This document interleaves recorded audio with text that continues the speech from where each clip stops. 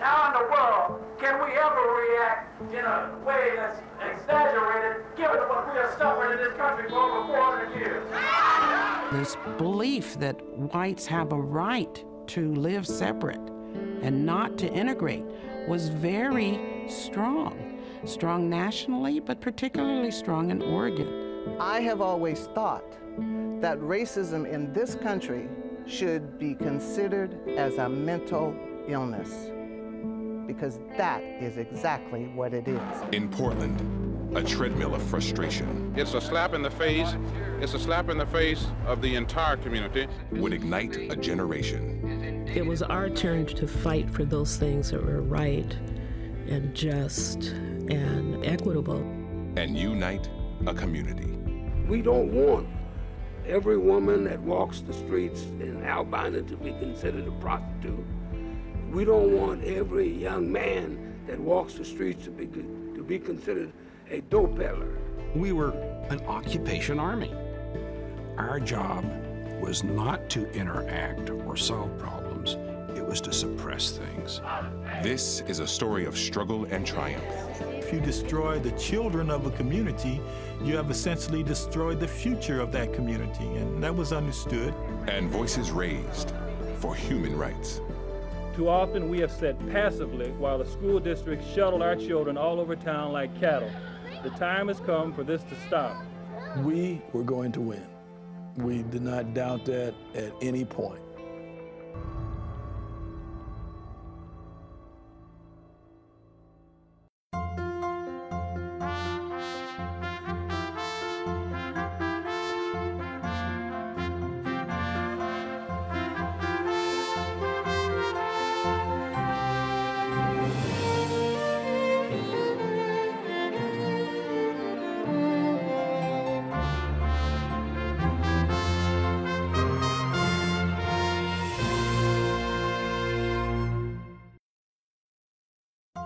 Funding for Oregon Experience is provided by Arlene Schnitzer and Jordan Schnitzer, the Robert D. and Marcia H. Randall Fund for Lifelong Learning, the Oregon Cultural Trust, the Clark Foundation, and viewers like you.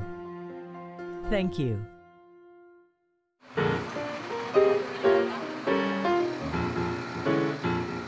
This is Williams Avenue in North Portland.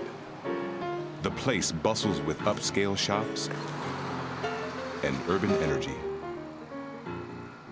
On the surface, the neighborhood offers few clues to its past. But visit its southern edge, and pillars tell stories.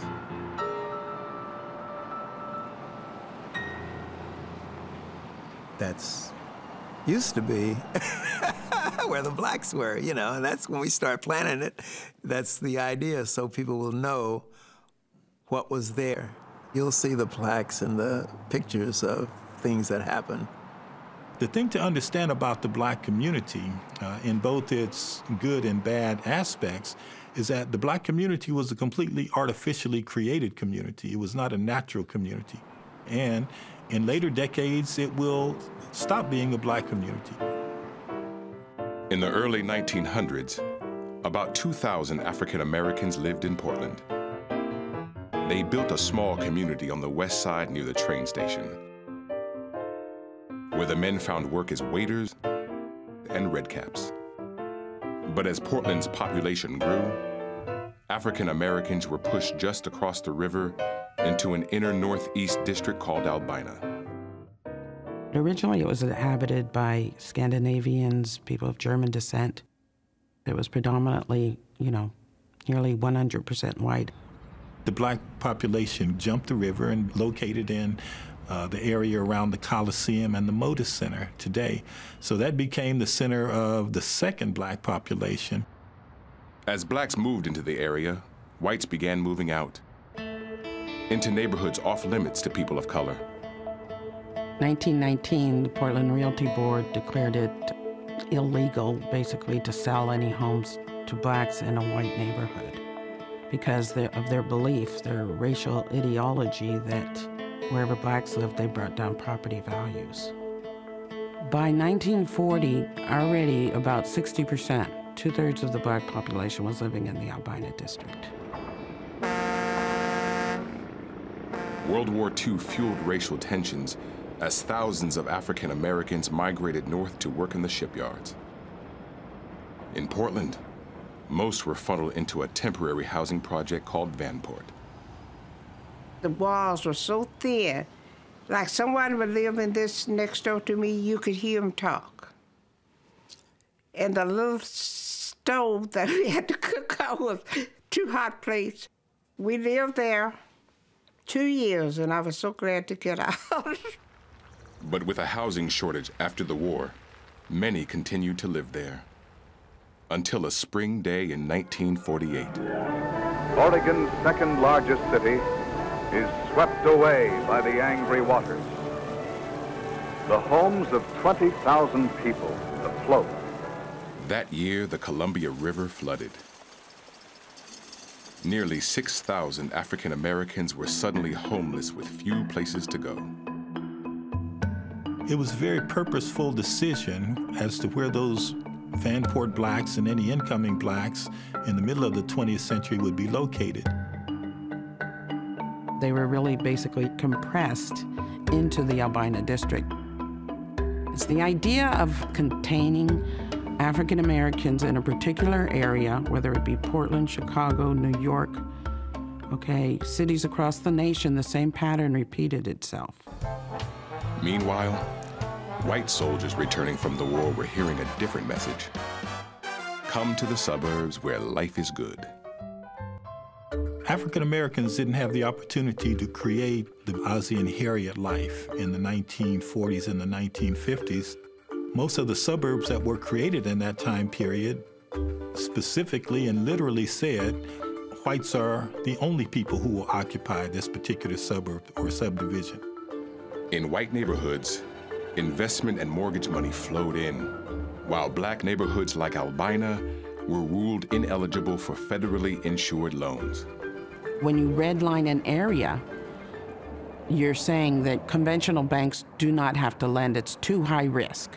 There's still a demand for mortgages, so the people in those neighborhoods are often subject to shakier lenders who are giving them higher interest rates. There were always some sympathetic whites that would aid blacks in their quest to get whatever gains, jobs, or housing, but they did it in secrecy. My mother and father were able to get in our house through the assistance of a friend who happened to be Jewish, who bought the house and then turned it over to my mom and dad on contract. Avell Gordley, the first African-American woman elected to the Oregon State Senate, grew up on Williams Avenue. I have memories of cars passing by, and we're outside playing, my sister and I or some of our friends, and sometimes white people would call us terrible names, and we started keeping a little pile of rocks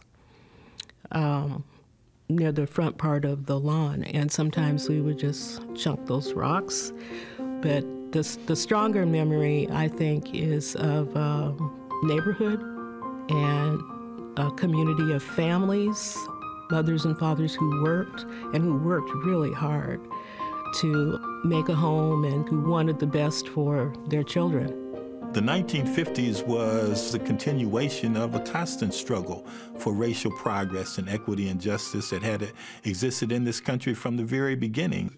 It was hard to exist in that time period without noticing the contradictions between fighting a war against racism overseas and practicing racism at home.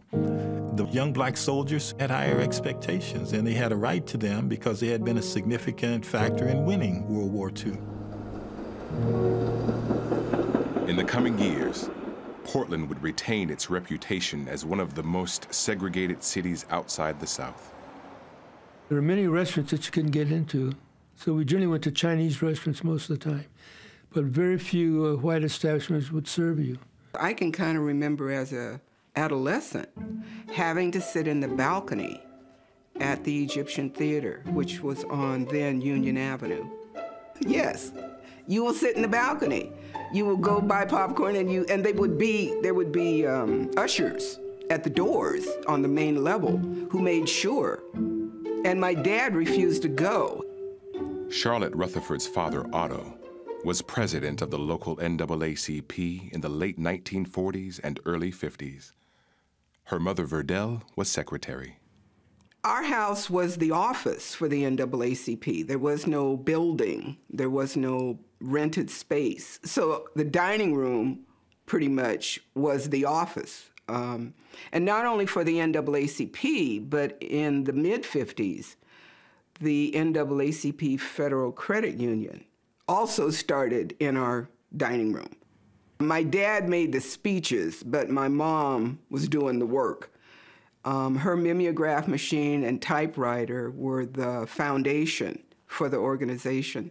We had a mimeograph machine in the basement, and we mimeographed all this material that I have here, plus our bulletin. We had a bulletin we put out every month, a 2-page bulletin, printed on both sides. I was captured in the house, and there would be 2 or 3 other neighborhood kids, as well as 3 or 4 adults from the organization, and my folks working as an assembly line. It seems in my head like every weekend we were doing this stuff. My mom and dad came out of a generation that didn't expect to get paid. They expected to make things better by any means necessary. The NAACP and the local urban league, first directed by Bill Berry, led the early fight to help break the color barrier in housing and jobs. Their intense effort brought some hard-fought success.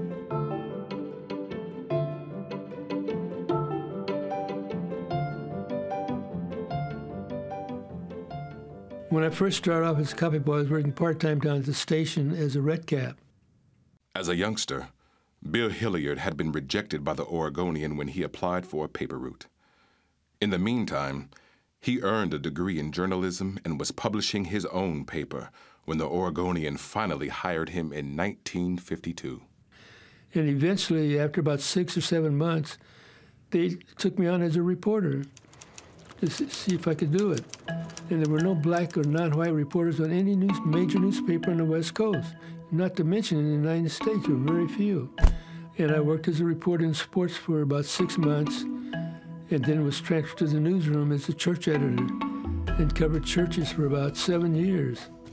Hilliard rose through the ranks to become the Oregonian's first black assistant city editor in 1965. I went to all of the NAACP meetings and all of the urban league meetings around the country when we were the only newspaper on the West Coast that did it.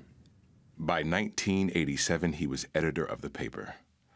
But his chosen career had proven challenging on a very personal level. If you worked on a so-called mainstream newspaper, you were not considered real black. And in the black community, that was looked upon as you're selling out, working for a white company. Why don't you have your own paper, work with the paper that's here in the black community? But that wasn't getting the word out to all the people. The people that really needed to be educated, I thought, were mostly the white people in the community that really didn't know about blacks. Back in 1953, the black community made headlines across the state with the passage of a law that outlawed discrimination in public places. There was hope. There was hope because it had taken 33 years to get the civil rights law passed. So finally getting it passed was a lot of hope. However, there's passing a law and then there's enforcement, which are 2 different things. And that is coupled at the same time with the horrendous stuff that's coming out of the South. So it's kind of a double-edged sword. Yeah, we're making progress. Yeah, we're finally getting ahead, but oh boy, do we have a long way yet to go. It was a nice, quiet neighborhood. It had to be quiet because we were next to the hospital. And that's the part I liked so much. Thelma and Cephas Glover had moved to Portland from Louisiana in 1943. The couple saved their money and eventually were able to buy a home in the Albina district. I had lots of friends there that we could walk to each other and see them. And my church was close to me, and downtown was close. Well, they had a little store in walking distance from me, and I could just walk to the corner and buy little things. I just felt safe there. Over the years, a small black business district had emerged around the intersection of North Russell and Williams Avenue. The corner would become a community magnet. You know, you had record shops, pharmacies, pool halls, restaurants, nightclubs, clothing stores. You know where you could meet anybody that you wanted to meet. You could meet them in that area. They were going to be there. Paul Knowles was born in Huntington, Arkansas. The military brought him west via Spokane, Washington. July 1949, I went in the United States Air Force. In those days, that was the first year after the integration of the services. I came out as staff sergeant, yeah. 18349-430, still remember my number, you know. I was very proud of that because even now today, when guys come in the shop and I can go get my DD-214, that's your discharge papers. And they say, you were a staff sergeant in 1953? I say, there it is. They say, man, I didn't know anyone that was that rank, you know, back in the days like that, but I was a good soldier. Paul was a born businessman too, and he had his eye on buying a Portland nightclub. I'd work from 8 to 5, repairing typewriters. From 6 to 11, I would go to the Vanport Hotel and work in the dining room. On Saturdays and Sundays, I taught skiing. And then Sunday evening, after I got through skiing, I would go clean up the shop in the typewriter place where I worked.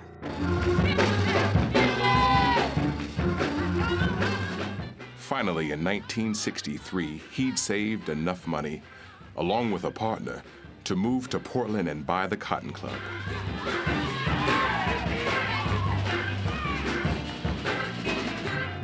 Business was great from the first night we opened. We featured they call the Chitlin Circuit. That's before you make the big time. The entertainment was first class. People came from out of town. That's the first thing they would do. Mama Cass from the Mamas and the Papas, they stopped in. We had a show at 10 o'clock, then we had a show at 1 o'clock. The blacks go out late, and the whites go out early.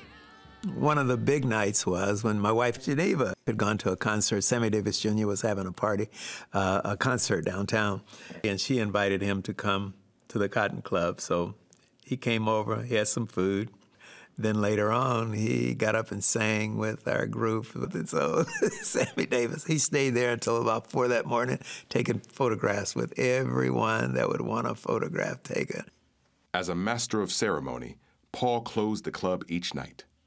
Ladies and gentlemen, we're awfully happy you came tonight. Remember, it's the only nightclub on the West Coast with wall-to-wall soul. Then I would say, you don't have to go home, but you got to get out of here.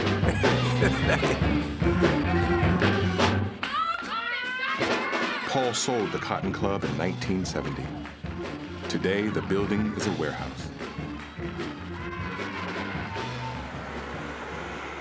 By the late 1950s, federally funded urban renewal projects had been gaining traction across the United States, including Portland. In the heart of Portland, Oregon's near north side, a 2-square-mile area, live over 15,000 Americans. This is Albina, Portland's Negro ghetto. Despite a cohesive community, decades of racist policies had determined its future. People are ghettoized into a particular space or place, okay? And that means we designate Albina as the place where African Americans live.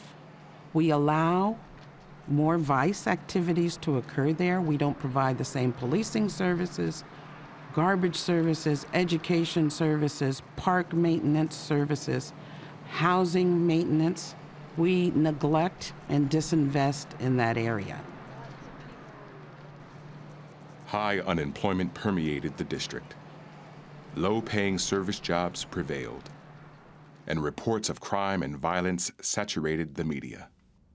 You know, they called Albina tombstone territory. Very funny. It's like it's the Wild West.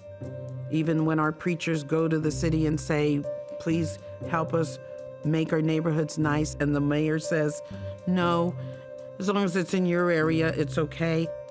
So blacks saw themselves as an internal colony or a domestic colony ruled by outsiders, kept in a place via segregation and subject to the powers that be of the ruling institutions. The city government did not do things in cooperation with African Americans. We were invisible. In 1956, Portland voted to build the Memorial Coliseum in one of the few areas African Americans had been allowed to live. More than 450 homes were razed, decimating the southern end of the community. The construction of the East Bank Freeway demolished more than 100 more. Displaced black families were shifted further north and east. The recently established Portland Development Commission targeted central Albina in 1962. We foresee this area as nothing more than an industrial area without residential use. So I'm saying the wheels are turning already in the minds of people that we're not going to let this slum or ghetto stay here. That's why black people saw it as Negro removal. It's time to go. We need this land for improved uses. The city soon approached Emmanuel Hospital about expanding its Albina campus.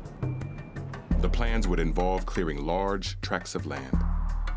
As the project moved forward, additional funding emerged from the new Model Cities program, part of President Johnson's war on poverty. The way that Model Cities operated was supposedly structured around community involvement. Grassroots people who would be involved in community organizations that would make decisions about where the money would go and how it would be spent. A citizens' planning board voiced concerns about the displacement of area residents, but had little power.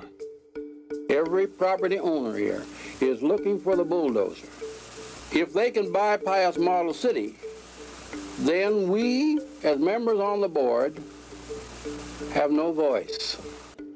The Emmanuel Project, that was kept away from citizens by the Portland Development Commission, because you gotta remember that urban planners of that day didn't really believe that citizens should be able to stop high-level developments like this. If the hospital needs it, if we're gonna get a huge amount of money from the feds to improve our city, to clear the slum, we know what's best for the community, and this is what we do. News of the expansion project took many area residents by surprise.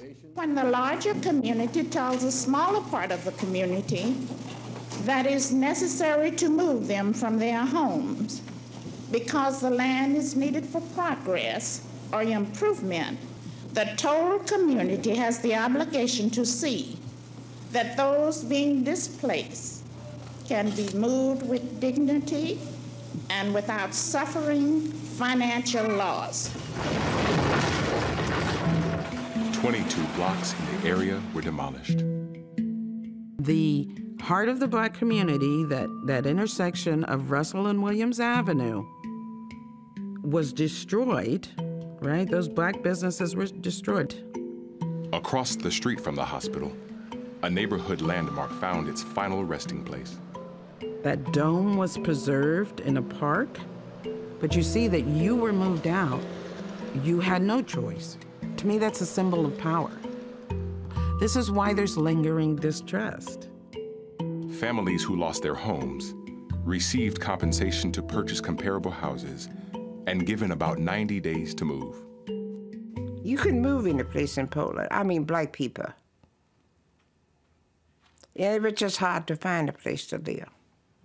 I was looking in the sunny Oregonian, and we found a house we thought we could get. And they told us to come on out. So we got in the car and we went out there. They probably could realize who we were before we got there, because they can tell by your voice who you are. So when we got there, they didn't even show up. The Glovers and some of their friends scattered to Portland's east side. I'm not angry. You can't live angry for a long time and be healthy, but you think about it for a long time. Ironically, federal funds would run out before Emmanuel finished the last phase of its construction. The land was cleared in 1970. This is 2014, it's still empty.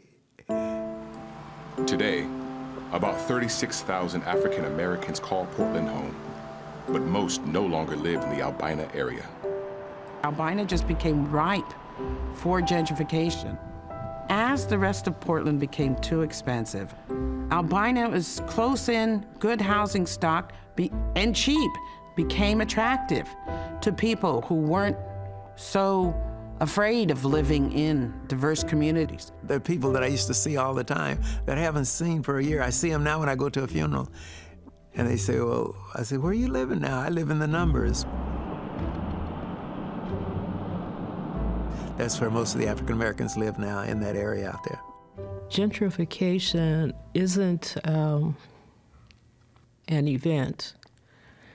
It's a process. They're decisions made by people intentionally that have the result of displacement. And when you look at who's making the decisions, you have to look at, well, who's missing from the table. Today at Emmanuel Hospital, an exhibit acknowledges the past. On a wall that once faced for many, a street of dreams. It meant a lot to me, my home did, you know? You can be in a house, but sometimes a place where you are, it just does something for your lifestyle, you know? That's the way I was when I was at Emmanuel. We lift our hands in the sanctuary. We lift our hands to give you the glory. We lift our hands to give you the praise. The church has always been the institution that was about lifting as we climbed. Jesus, Jesus, we give you the praise. The ministers were huge. I mean, those were the most respected figures within our communities. And again, a lot of people looked up to them for advice. They were very important to a lot of people. Vancouver Avenue First Baptist Church, in the heart of the Albina district, was founded in 1944 and led by the Reverend O.B. Williams for nearly 50 years. He was a young, spry Baptist preacher who had a lot of energy. He was a visionary. People connected to him. Most churches typically had about 200 to 300 people as members, and his church was close to 1,200 people. So you can just imagine the impact he had on the community's voice. Vancouver Avenue became a huge meeting place for a lot of activities around the Urban League and activities around the NAACP. So he became sort of the driving force behind that. It really gave people place and purpose. It brought unity. Mount Olivet Baptist Church first organized in 1907. If by chance we have gone on our own selfish way and have not bothered to bring to mankind the eternal truths of Jesus Christ. In 1964, 52-year-old John Jackson arrived from Pittsburgh to become its pastor. He liked people, and he liked helping people, and he knew how to listen to people. He had a way about him that people knew he was sincere, whether he was up in the pulpit doing a sermon or whether he was out on the corner talking to the kids that were getting ready to fight. Courageous, funny as hell. funny as hell, a dry sense of humor, a great intellect, was able to read probably Greek, Latin, Hebrew, I think. Very much involved in the civil rights movement, knew Martin Luther King before most of the country knew him. In the early 1960s, the Reverend Jackson and the Reverend Williams would join forces to establish the Albina Ministerial Alliance that would help unify African-American pastors in a powerful voice. Times were changing, and this was a generation of people who wanted to take it to a whole nother place. And these people just galvanized themselves and did everything in their power to make change for a new generation that was coming after them. The 1960s would dramatically change the civil rights movement in America. President Johnson signed the Civil Rights Act in 1964. This Civil Rights Act is a challenge to all of us to go to work in our communities and our states, in our homes and in our hearts, to eliminate the last vestiges of injustice. The Voter Registration Act followed in '65, and young African Americans began demanding their rights as first-class citizens. We're not going to plead with you to give us our rights. We feel we should have them, and we demand to have them right now. That was kind of the tenor of the 1960s and that younger generation that begins to emerge. I watched the civil rights movement unfold in my living room. And I think the thing that planted the seeds of righteous anger in me, and I don't think I'll ever forget it. 1961, Bull Connor and the Ku Klux Klan outside of Anniston, Alabama, bombed the bus carrying the Freedom Riders. That was the most savage attack I had ever seen in my life. It wasn't time, in my mind, to turn the other cheek anymore. It was the time to stand up and speak up about change now. In 1967, Beverly Williams was tutoring young black men through a church organization. They were concerned about unemployment in Irving Park, and all they see is white faces, and they want some of those jobs.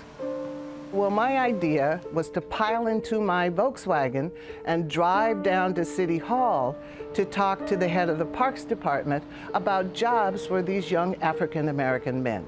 And I get told I have to make an appointment. Undeterred, Williams, along with several others, returned soon after to meet directly with the mayor.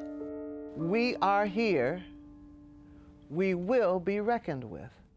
I think that it was, how dare you? How dare you? And what are you griping about? Well, we were talking about the unemployment. We were talking about the poor housing conditions. We were talking about things that had existed in black communities for years. We were talking about, 720 police officers on the force in Portland, Oregon, 1% of them black. In the white community, the police were the protectors from chaos. They were the thin blue line that kept law and order in place in a society. They were officer friendly, who walked your children to school as they held their hand. But in the black community, the police were considered to be an army of occupation. You're being observed. You're being patrolled by outsiders who are constantly thinking of you as suspicious and prone to committing crime. Some of those people in my English class at CCAP had never, ever been to downtown Portland. They felt isolated. They felt like a colony in the city. And that's why I think things were so bad with the police. I became a police officer in 1966. And the reason I did, and it's like I came to find out much later, is that most cops went on for the very same reason I did. You wanted to help people. And then when I, as an officer, began to work in Northeast Portland, the Albina area, I saw directly how African Americans were treated. I saw people beat up that I did not think should have been beat up. I heard in the locker rooms and out on the street the N-word repeatedly. And it was addressing African Americans or just talking between cops. But the prevailing culture said, shut up and mind your own business. Remember, when you're in a tight spot, you depend upon us, and we depend upon you.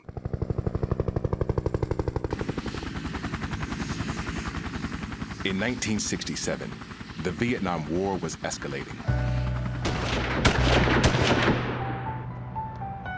In the U.S., deadly race riots had erupted in Newark and Detroit. And in Portland, growing frustration among young African Americans turned a political rally in Irving Park violent. At the time, Portland was very unprepared for anything like this. We didn't have any riot gear. What I was told is, bring whatever long gun you have from home, and we're going to be going out on patrol. So I borrowed my brother's rifle, and they're assigned 4 officers to a car. And everybody had these long guns, so we'd stick them out the window because you don't want to point them at each other. So they would be out the window, and you'd see this police car going down the street with these guns sticking out. During the night, I can remember standing on what was then Union Avenue and Fremont, and every building I could see was on fire. And I could hear the pop, pop of guns. And pretty soon I saw this group of young black men, and they looked at me, and I'll have to skip the obscenity part, but basically, we're gonna kill you, pig. And they were talking to me, and I'm thinking, what did I do to these people? Well, it's not what I did, it's what that uniform did at other times and places. And quite frankly, it scared the hell out of me. In 1969, Portland streets burned again. Last night there were 13 firebombings. We're going to meet sternness with sternness. Whatever the law allows us to do to enforce the law, we're going to use. After that period, I stopped using the phrase law enforcement to describe a police officer, because I realized that too many police officers saw their job solely as enforcers of the law rather than peacekeepers and problem solvers. As the relationship between the black community and the police continued to deteriorate, dynamic forces within the community were changing too. The old black leadership thought that this younger generation was approaching things completely in the wrong manner, and so they felt that their objectives could best be achieved by a return to the kind of policies and strategies that the older generation was most comfortable with. The NAACP, the Urban League, did some really wonderful things in the areas of employment, in housing, and made a difference in the lives of many African Americans.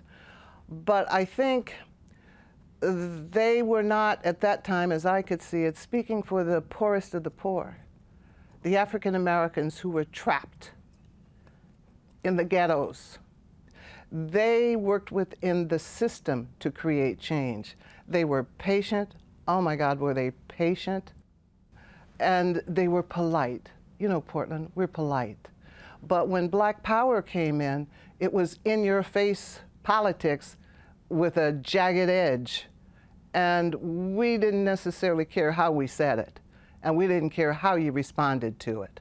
There was a tremendous struggle for power and influence in the black community. Who was going to have the legitimate right to lead blacks into the future? Revolution has come of the very time. The Black Panther Party for Self-Defense had been founded in Oakland, California in 1966. The Black Panthers were an organization that insisted on their right to self-defense, which is an American tradition. But in the mouths and the hands of a black organization became the most threatening possibility that American society could envision. 2 years later, in 1968, Dr. Martin Luther King Jr. was assassinated.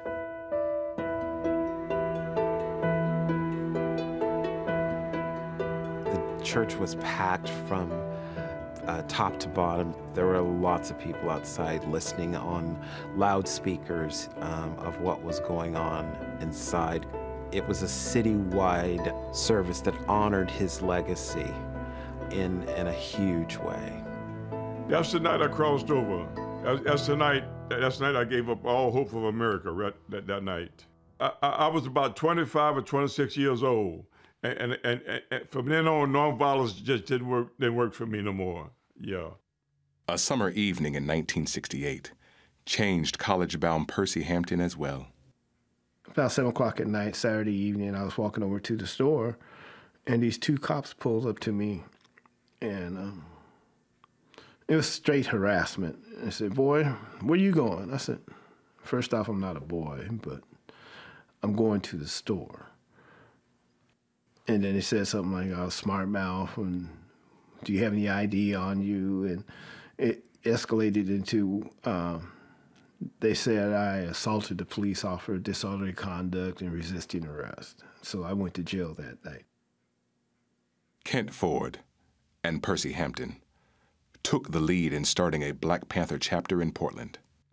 Organizing from the grassroots all the way up. And in the summer of 1969, out on bail, after being beaten by police and charged with riot, Ford told the entire city. I called a press conference on the courthouse steps and announcing that we weren't going to take these fascist tactics anymore, that we're going to defend ourselves. I was the person that had the newspapers every week. When we started off, that was the way that we started out making money for the Black Panther Party, was selling a newspaper. I was the distribution manager. Because we had to read these papers every week. Required reading.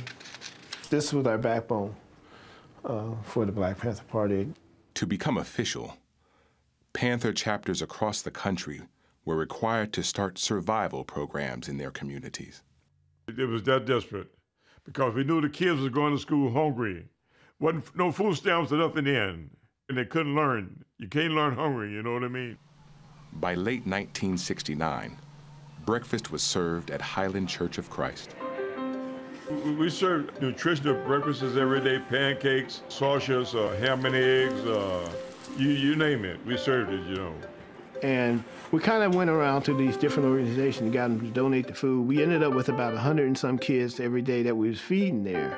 So some of the old timers from the neighborhood, you know, they would just come up and watch the kids eat and stuff, and you could see tears coming from their eyes. That's how powerful it was. After we started one, then the school district decided they were going to set up one, but the kids still came to ours because we had better food. The Panthers opened a free clinic in early 1970. We named the clinic after Fred Hampton, who was the chairman of the Chicago chapter of the Black Panther Party, who got killed in bed by the FBI and the police department. In the area that we worked in down on Williams and Russell, you know, that was the core area. And all the doctors and nurses, you know, they just came out of their own humanitarian effort to help, you know what I mean? We didn't care whether they're black or white, brown or whatever. As long as they came to the clinic, we served them. Besides basic care, they provided testing for lead poisoning and sickle cell anemia. We did over 3,000 sickle cell tests, going into the public schools doing sickle cell tests too. And they started a free dental clinic, the first in the area. The kids were very apprehensive and scared when they came in. Because number one, they'd never been to a dentist. Frequently, they had 2 or 3 abscessed teeth, maybe 1 or 2 missing teeth already, cavities in almost every tooth. They'd be cowering in the chair, and I'd lean over and go, and they'd just brighten up and look, you know, and they felt relieved, I think. This was what we call serve the people body and soul. When the Black Panther Party began to create those kind of alternative institutions, I think they became even more threatening to white society than they had been as simply a militant organization. By serving real needs of real black people, it gave them a legitimacy and a power that maybe the moderates could not compete with. By the late 1960s, the National Panther headquarters was self-destructing in discord and violence. Meanwhile, the Portland Panthers had managed to keep a somewhat lower profile. I was one of the ones that didn't feel comfortable trying to carry a gun, especially if you're trying to protest something with the police around. But the Portland Panthers, never more than about 50 strong, walked a fine line in the community. According to police reports at the time, several businesses feared retaliation if they failed to donate food or supplies to the Panther programs. Never, no, never. Under no circumstances, we never charged with extortion. We did say that you live in this community, you make your money in this community, you need to donate something to this community. In the late 1960s, Panther activities were under intense scrutiny. The FBI, led by J. Edgar Hoover, was carrying out covert domestic surveillance through its counterintelligence program, COINTELPRO. Agents and informants worked with local police to undercut organizations they considered a threat to national security. They called us thugs and crazies. And I tried to stay as underground as I possibly could because I know FBI knew where I lived. I lived on campus, but I'm always over at my mom's house. And so FBI would show up about every 3 to 4 months. I knew it was them. They were in this black car with a black suit and a white tie, 2 white guys together with dark glasses on. I'm saying, FBI. We didn't find this out till years later. They sent letters to every doctor in the Multnomah County Medical Society asking them not to volunteer at the clinic. The city of Portland, the police department, the federal government was all pissed off at us. And to this day, that's why we have breakfast programs in the school, because for them, the only way that they could stop this is by starting their own breakfast program to counteract what we got. We changed Portland. Yes, we did. I have kids come up to me telling me I used to feed them at the breakfast program. They used to come to the clinics and stuff. The families used to come to the clinics and stuff like that. And that's reward enough for me right there. We say all power to the people. Well, the people have the power. All it takes is for us to organize and show them how to use it. I thought Black power was necessary, and it brought about Black is beautiful. It brought more attention to our cultural history. We were defining for ourselves who we were and not relying on the stereotypes to do it. I always considered being positively Black different than being negative towards whites. The point was to instill greater pride and appreciation in ourselves, for ourselves, and it wasn't always interpreted like that. In 1975, Charlotte Rutherford was attending Portland State University and active with the Black Student Union. That year, actions by the police sparked outrage in the community. At one 6-month interval, we had shot and killed 4 Black men. The 4th was 17-year-old Ricky Johnson. In the community, they were saying, this is a classic example of the police out of control, no accountability. And I could see their point of view, and I understood it, but there was no mechanism in place at the time to sort of breach that distrust.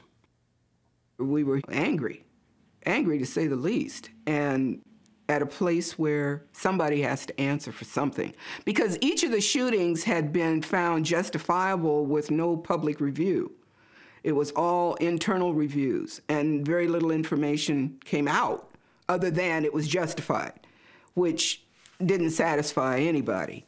The issues had become, in our minds, so egregious at that point. You couldn't sit on the sidelines and let them continue to unfold in the way that they seemed to be unfolding.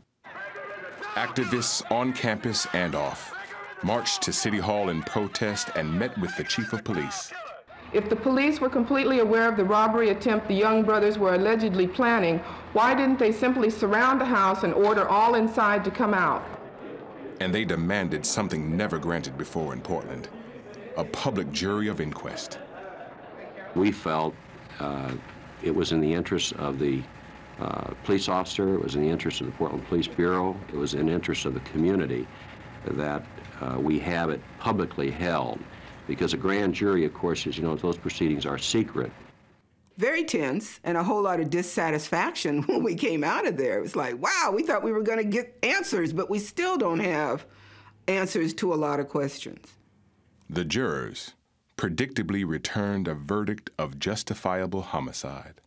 At least it was a public inquest where people got to see and hear what was being said, which had never happened before.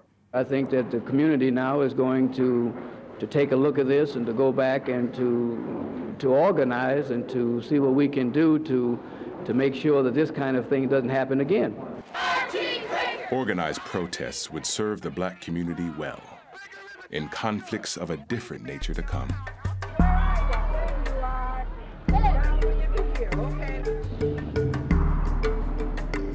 The premise of busing is, in its rawest form, a school that's predominantly black is incapable of achieving academic excellence.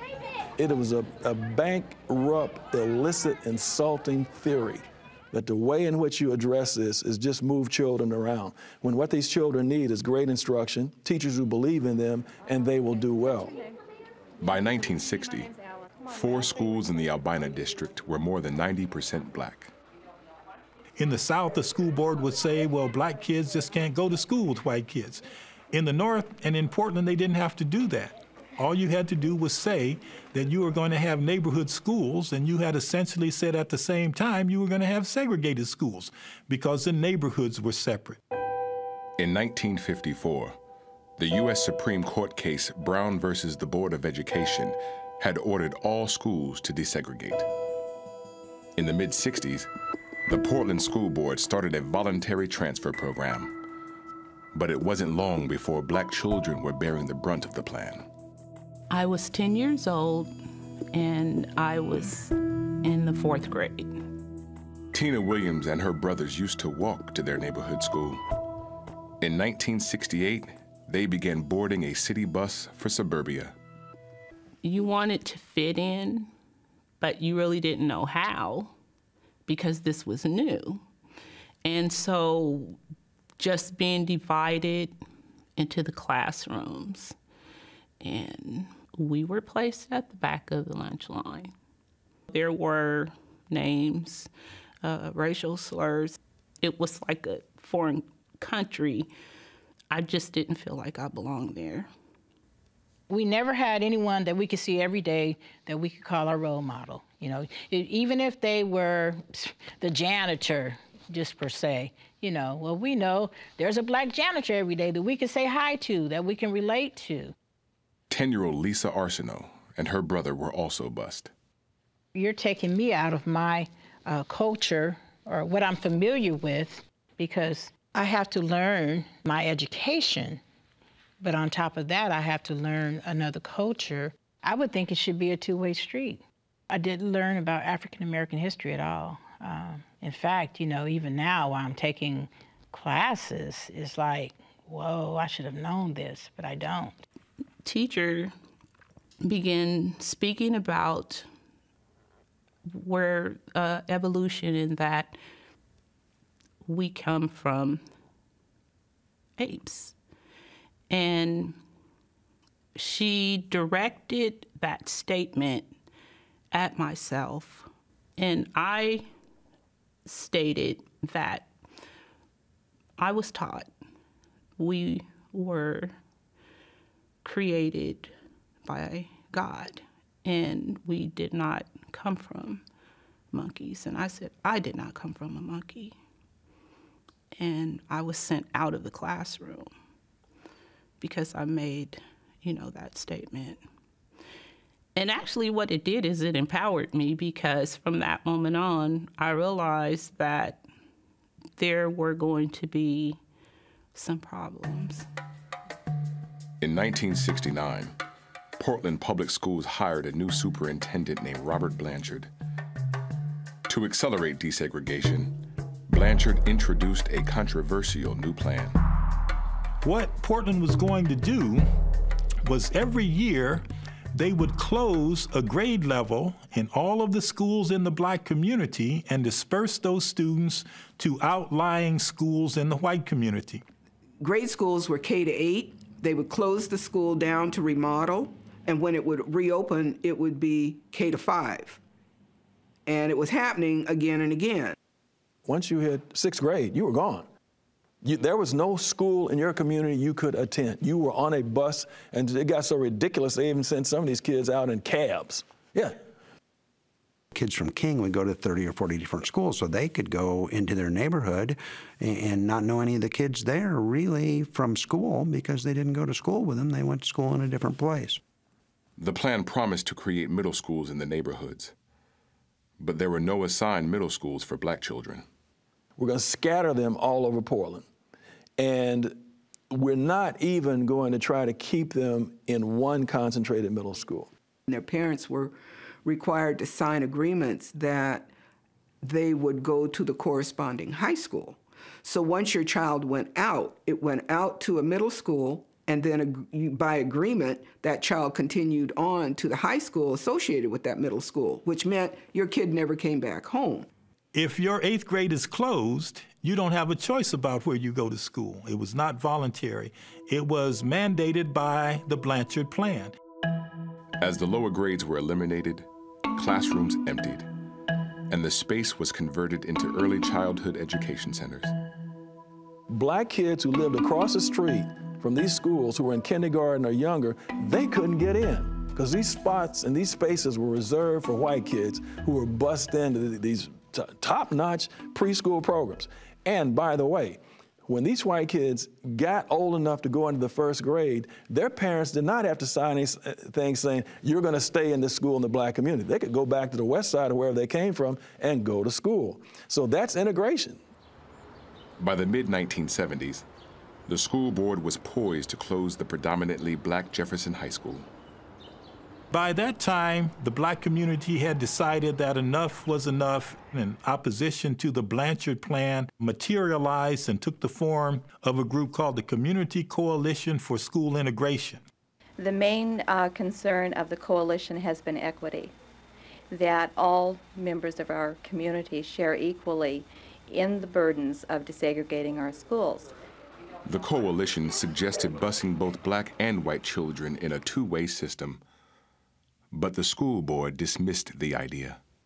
If you can't listen to a citywide group that has studied this issue thoroughly and put forth reasonable and very modest recommendations, you just say, no, we're going to continue doing business the way we were. Well, it's time to take a different approach to this. In 1979, the Portland chapter of the Black United Front was born.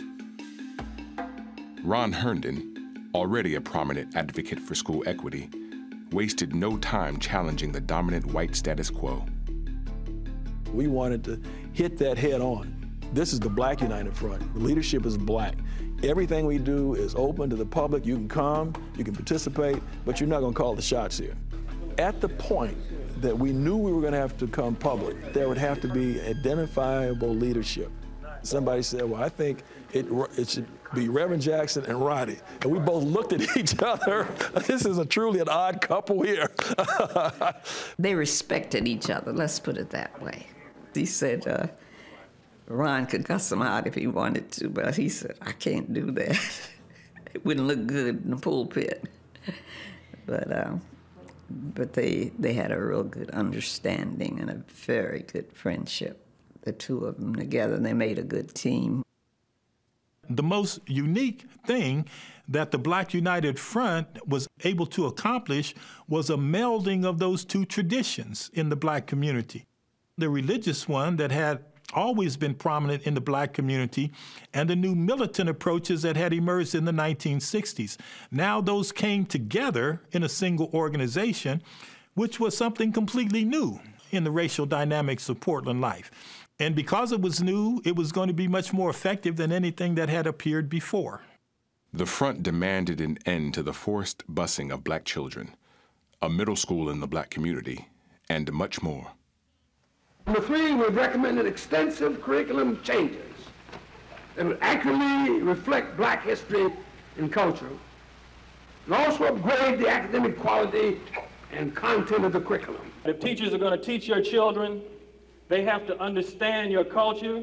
You have a history that's worth studying. If they don't know anything about it, doggone, it's time for them to learn about it before they dare teach our children. The Black United Front is saying, we're not interested in desegregation per se. We want to control and we want to make sure that the product we deliver to those students, wherever they are sitting and whoever they are sitting next to, is going to be a quality product. Education reform meant working toward a quality, non-racist education for all children. Black children, certainly, but all children. The front held a strong bargaining chip if their demands weren't met. We're going to boycott. We will boycott starting day one in September if you don't do this.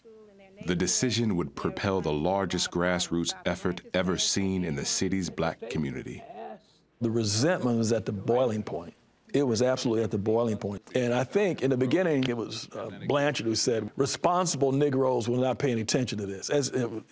Knowing the Black community as well as he did, the responsible Negroes were not, okay, great. The responsible Negroes grew from 100 to 200 to 300 to the last meeting, 1,000 people who turned out. Over the summer of '79, tense negotiations with the school board played out publicly. It was just a pressure cooker of criticism and politics and difficult interpersonal relationships. I can remember meeting till like 2 or 3 in the morning once. We were meeting late and we were arguing and fighting. New board members like Steve Ewell and Herb Cawthorn, closely tied to the Black United Front, began building support for the front's demands. If a school's all black, why is that different than a school that's all white? We were trying to say Black children should be treated totally equally with white children. And that meant you had your own neighborhood school. But as summer was ending, plans for a boycott were heating up. So there are efforts to divert us. Well, we'll give you a little bit of this, but not that. And we said, hell with that. It's whole hog. The strategy paid off. Days before school started, the board agreed to revise its desegregation plan. So the front tentatively changed its plans too. The steering committee of the Black United Front, listen carefully now, recommends that the boycott be deferred for 12 weeks. Catch this now, deferred for 12 weeks so that we can make sure that what's been talked about is actually being practiced. School board said, okay, we'll end mandatory busing. Okay, we're going to change the policy, allow Black teachers to teach in schools of Black community. Okay, we'll begin efforts to develop a curriculum that addresses Black history and culture. Okay, we agree to establish one middle school. But by early 1980, the board's new plans were falling far short of promises made.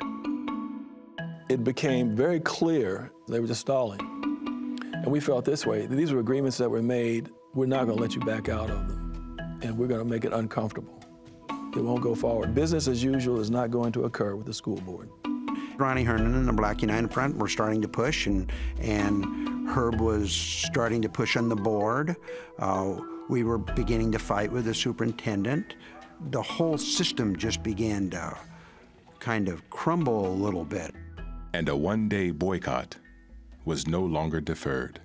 In Portland, Oregon, that historically had such a small Black population, nothing like that had ever been remotely conceived of as a part of the educational issues here. So in that regard, boycott, an old strategy, an old tool, is a traumatic experience for the larger Portland community, and it's going to really be the focal point of the racial agenda in Portland for years after that.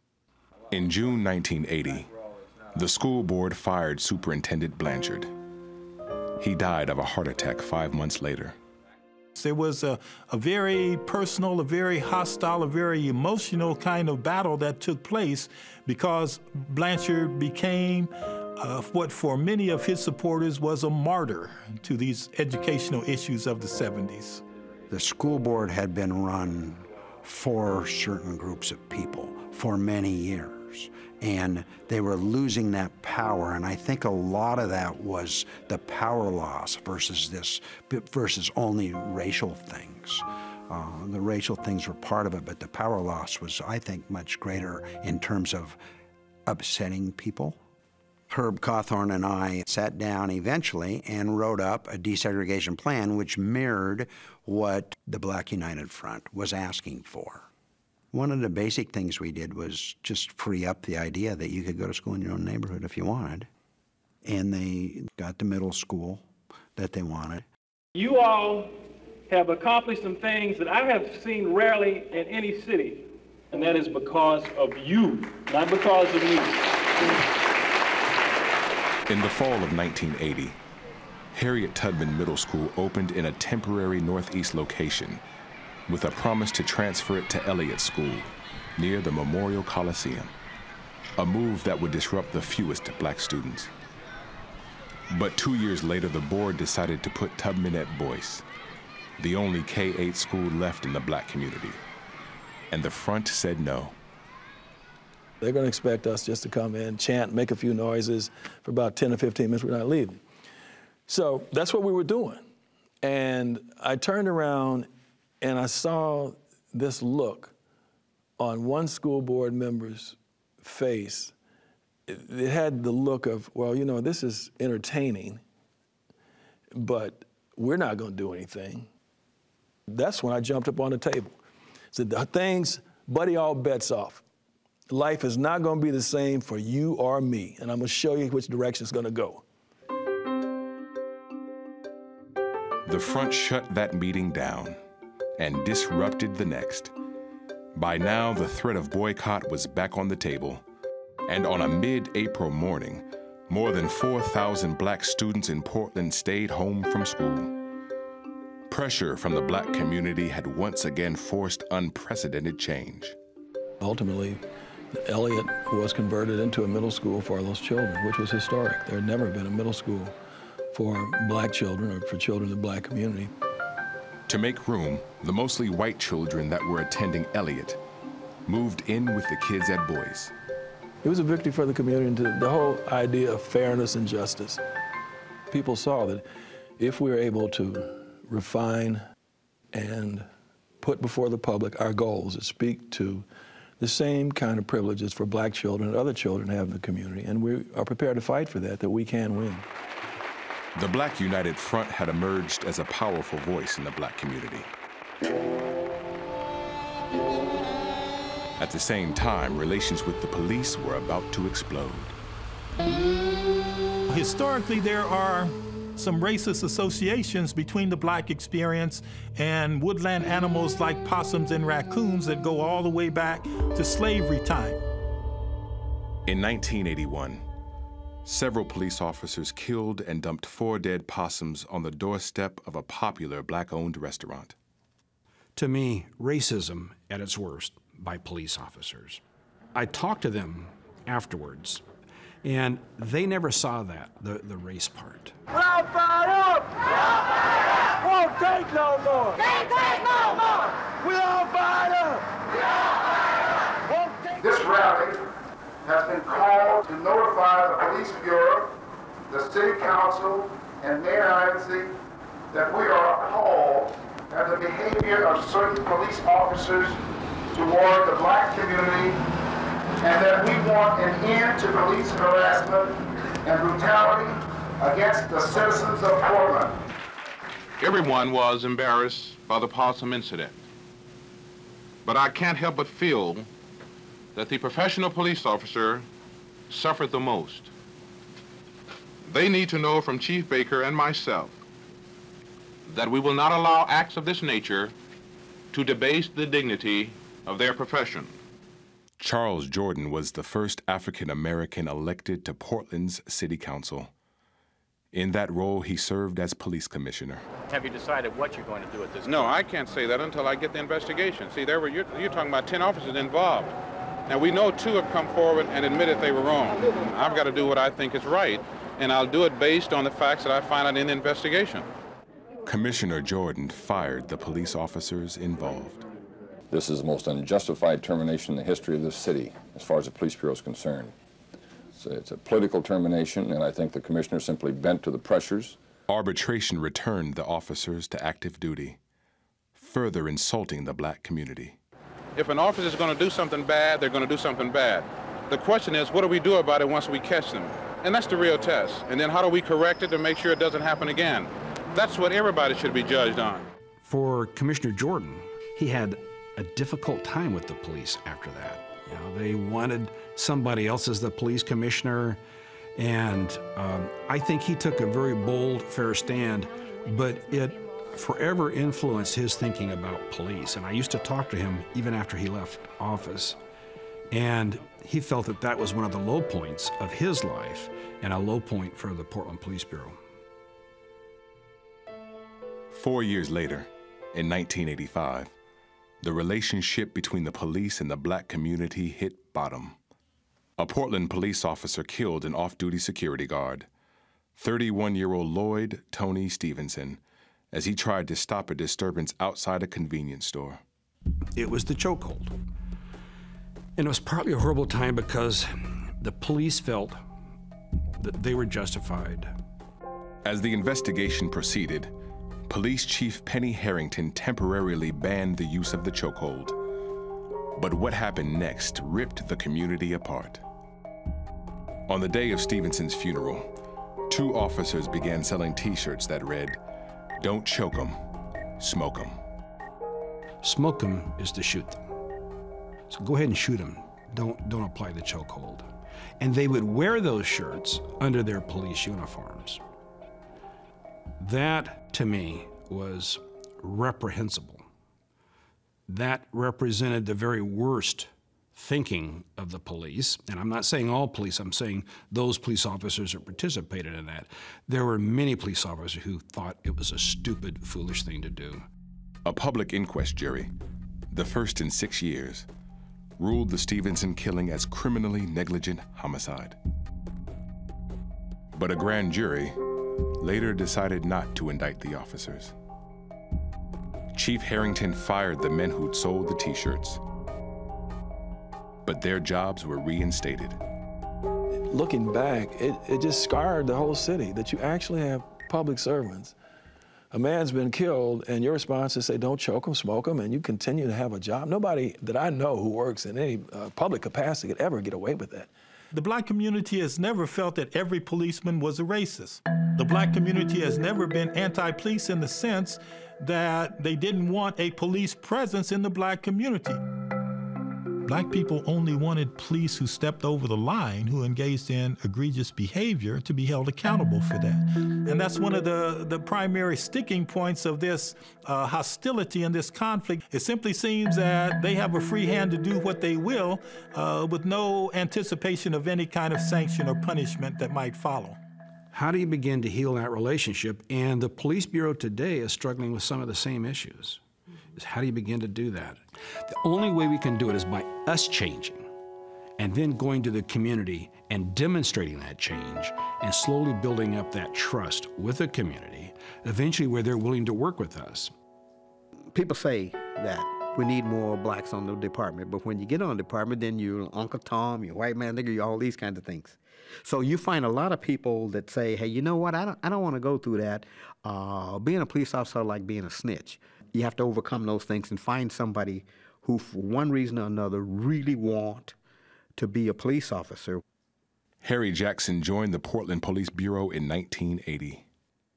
I never thought about my badge or my gun as weapons. I thought of them as tools. And the reason why is because I knew a lot of people in the community. There was a lot of community policing meetings where we would deal with certain things like school issues, truancies, prostitution, drug dealing. I would walk up to people and talk to them, speak to them, say hello, and when they get to know that you're not such a bad guy, the word gets around from person to person. I know a lot of individual officers who believe in community policing and a lot that don't. But the one group that believes in it wholeheartedly is the community. It was about our coming together to talk about how we could get in front of the evolving gang problem. It was about talking frankly about police brutality and other inappropriate acts on the part of the police. Community policing wasn't just a phrase, it was real. Being fair, firm, and professional was the tools that served me in the police department. Today, 933 sworn officers serve with the Portland Police Bureau. About 4% are African American. You cannot save the world sitting in an upholstered armchair. It takes the effort, the action, the work, the endurance that exposes the body to fatigue and hurts and exhaustion and pain. John Harem Jackson. In the mid-1980s, community activists joined a struggle on the other side of the world. In the 20th century, no institution, racially speaking, was as close to the slavery of the 19th century as apartheid was in South Africa. The black majority could not vote, buy or sell land, or travel freely. Oregon and much of the rest of America supported South Africa heavily by investing in the country's businesses. We asked companies to divest their holdings in any organization that had anything to do with South Africa. Portland was one of the first cities in the Western world in which there was a large-scale social movement that said apartheid is something that we can no longer ignore and that the world has to do something about. Portland had an Oregon citizen who was the honorary South African ambassador. Well, we asked him to resign the position. You wouldn't want to be an honorary ambassador of Nazi Germany, would you? Twice a week, protesters picketed the downtown South African consulate.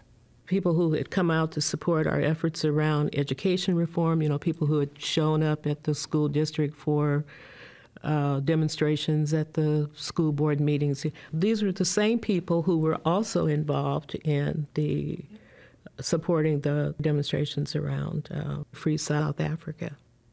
We had what became known as celebrity arrest. We got people who agreed to be arrested. Reverend Jackson and I led the parade the first time. At 72 years of age, the Reverend John Jackson was still out front, and the police treated him with the utmost respect. He would have lost his balance if they had put his hands behind him. He said, then we'll have another civil rights problem because the people are going to get mad at us for letting him fall. So they cuffed him in the front. And we told the police what we're going to do. This is what we're going to do. Ain't nobody going to fall down, kick and scream. You go ahead, you can cuff and take us on out. Nobody is going to be calling you a lot of nasty names. You got your job to do. We have ours. That's what I meant about community policing. We worked it all out. In January 1985, Portland's Honorary Consul of South Africa resigned. He was the first one in the country to resign. So we earned the distinction of making that happen.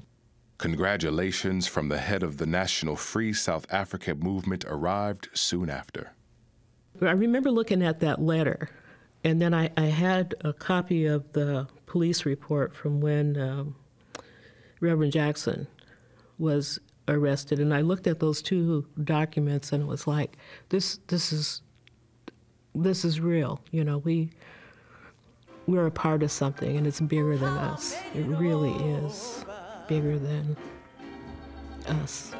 My soul looks back and wonders, how did I make it over? Tell me how I got over.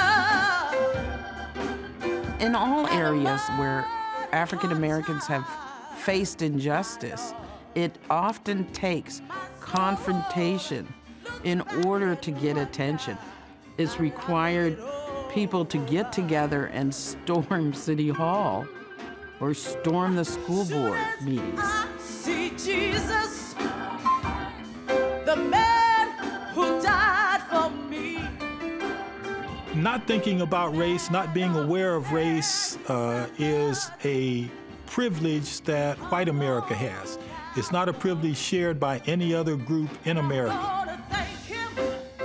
I go to the grocery store, and there are people that don't even speak. They just kind of look at you like, what are you doing here? Thank God for the people that don't have that mindset. I want to thank God, thank Him for this church, thank Him for the leaders of the past. Looking back from slavery to this day, I am proud to be an African American, and I emphasize American. No other race could have endured what my people have endured and come this far and still be standing, still have the courage to fight and carry it on. Every younger generation has transformed America racially, and it usually has left America better off than it received it. Okay, so I think this younger generation is going to do the same. It's like a relay. Make sure you run your leg right and hand off the baton. Now, do you know how the race is going to end? I don't, but I know run your leg right and hand off the baton. And in doing that, you show people what can be done. God's been so, God's been so good to me. Yeah, yeah. Oh, yeah, yeah, yeah.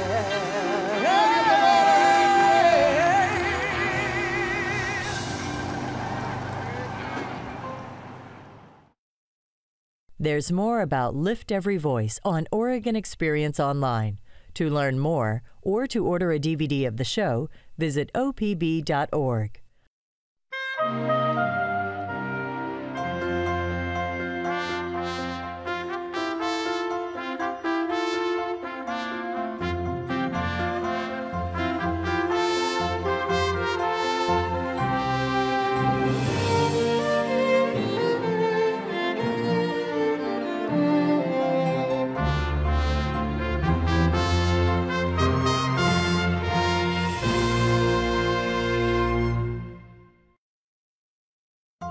Funding for Oregon Experience is provided by Arlene Schnitzer and Jordan Schnitzer, the Robert D. and Marcia H. Randall Fund for Lifelong Learning, the Oregon Cultural Trust, the Clark Foundation, and viewers like you.